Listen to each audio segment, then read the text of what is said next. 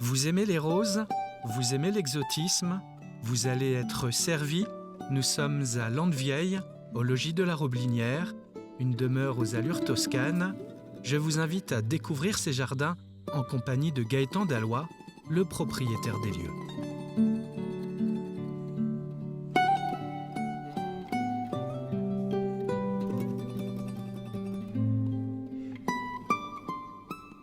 Bonjour Gaëtan. Bonjour Grégoire. Merci de nous recevoir ici dans ce magnifique endroit. Alors, si vous voulez bien, parlons d'abord un peu de ce logis. Il est très beau, avec ses allures toscanes. Il faut savoir qu'il a été complètement réhabilité entre les années 90 et 2000. Absolument. Parce que ça ne ressemblait pas du tout à ça à cette époque. Il n'y avait plus rien. Et non, alors, c'est quand même c'est un professeur des Beaux-Arts de Nantes, passionné de bâtiments historiques, qui est venu travailler sur des textes. Je n'avais pas de plan, qui est venu travailler sur des textes transmis de famille en famille, dans ma famille, et qui a imaginé ce que pouvait être le bâtiment, les bâtiments à l'époque, en regardant la cour intérieure, les puits qui sont de l'époque, etc. Il faut savoir que de l'autre côté se trouvait un château qui a été rasé au moment des guerres de Vendée, et que ce bâtiment-là était le bâtiment militaire. Et l'ensemble de ce fief militaire défendait la forteresse de la Chaise-Giraud, qui a aussi été rasée durant les guerres de Vendée, et il ne reste plus que l'église. Très belle église, d'ailleurs. Alors, c'est toute une histoire, on pourrait développer. On pourrait développer, mais je crois que le but n'est pas celui-là aujourd'hui. Mais il faut savoir qu'effectivement, une fois la bâtisse recréée, finalement, vous vous retrouvez au tout début des années 2000 avec une page blanche, avec la possibilité de créer... Voilà, avec un bâtiment reconnu par les bâtiments de France, etc., reconnu par un certain nombre d'organismes de bâtiments, etc., et autour, un no man's land. Et là, il y a une rencontre. Et là, j'ai organisé tout simplement une pendaison de crémaillère. Et un ami qui était un expert de Bordeaux qui était là me dit « Mais Gaëtan, tu as une maison très surprenante, on se croirait en Toscane, on a une vue sur les toits et sur les mouvements des bâtiments de palais toscans. » J'ai dit « Écoute, je te remercie, tu viens de me donner l'idée du jardin que je voudrais à ce moment-là créer. » Et j'ai été amené à créer un parc. Donc avec du gazon, des cyprès, des pins parasols, des mimosas, des palmiers, des buis. Il y a 20 ans à peu près. En 2002. Ouais. 2002-2003, ça a commencé comme ça.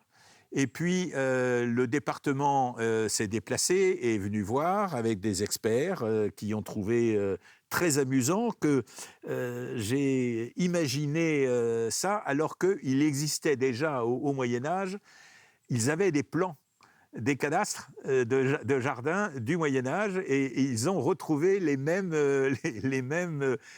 emplacements, ça les a amusés.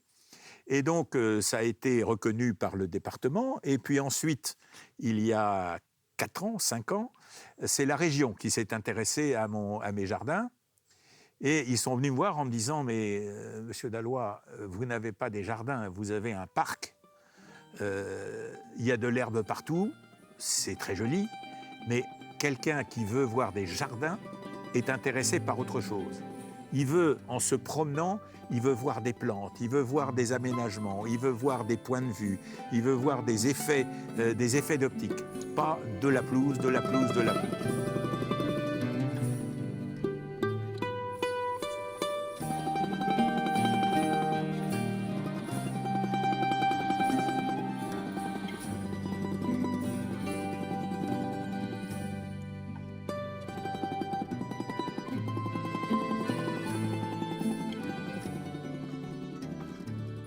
transformation en jardin a daté de ma période où je suis devenu retraité.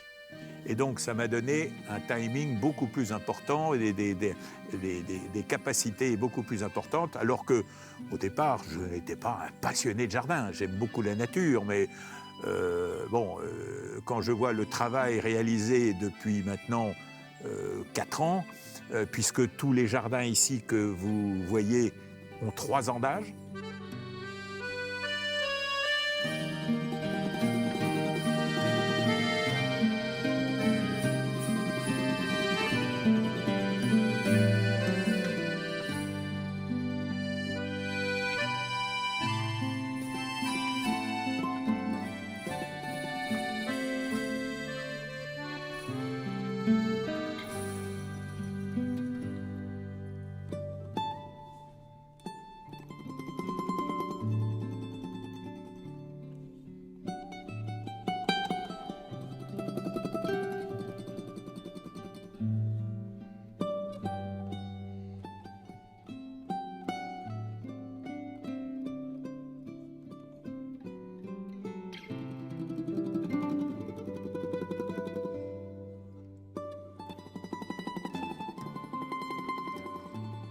Gaëtan, nous nous sommes déplacés un peu plus haut dans le jardin, tout près de ces ambiances, je dirais, plus exotiques.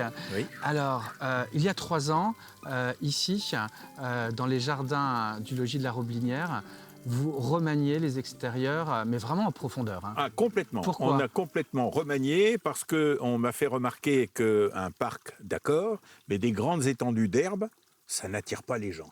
Il n'y a rien à voir de particulier, si c'était les arbres qu'il y avait, etc. Mais il n'y avait pas de regard attiré par quelque chose. On m'a dit, il faut tout recommencer, créer des points de vue, créer des perspectives, créer des passages un peu particuliers.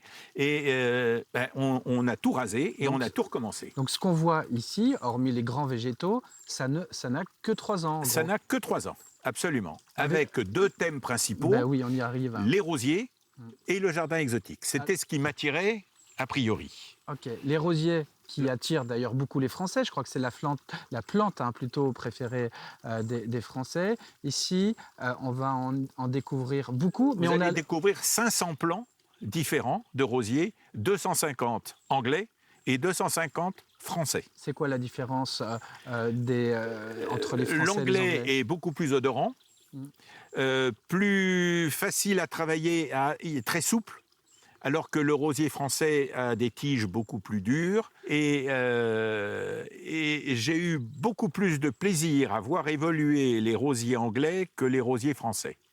Et puis les rosiers anglais, ça attire beaucoup plus les gens. Ils sont habitués à des rosiers français, pas à des rosiers anglais. Moi, mes rosiers viennent directement d'Angleterre. Ils me sont envoyés par les producteurs anglais, David Austin notamment. Et je me suis passionné pour ça. Et puis, j'avoue un peu, je suis quasiment tout seul à gérer ces jardins. Avec une aide supplémentaire. Avec une aide occasionnelle, parce qu'il y a des moments où je n'y arrive plus. Les rosiers sont des plantes plus faciles à gérer que d'autres plantes. Ça demande moins, ça prend moins de temps en dehors de la coupe des fleurs. Mais sinon, c'est plus facile pour moi à gérer. Donc, je me suis associé, je me suis très vite attiré par les rosiers, que les gens aussi, les visiteurs, apprécient beaucoup plus que le reste. C'est indéniable. Alors, l'exotisme. Et alors, ici... le deuxième thème, c'était les jardins exotiques avec des bassins aquatiques. Peut-être des poissons que je mettrai ultérieurement, mais pour le moment, c'est encore un peu jeune. Tout ça sur une surface d'1 hectare. Hein. Tout ça sur une surface d'1 hectare. Alors l'exotisme, parce que aussi, ça attire de plus en plus. Parce que ça attire plus, parce que c'est plus surprenant sous nos latitudes. Exubérant. Que ça pousse finalement très bien, que nous n'avons, depuis 3 ans aussi, je dois dire, nous n'avons pas eu des hivers très prononcés et que donc ces jardins exotiques ont évolué très favorablement. Il suffit de regarder les bananiers. Il suffit de regarder les bananiers, les cannas à sucre.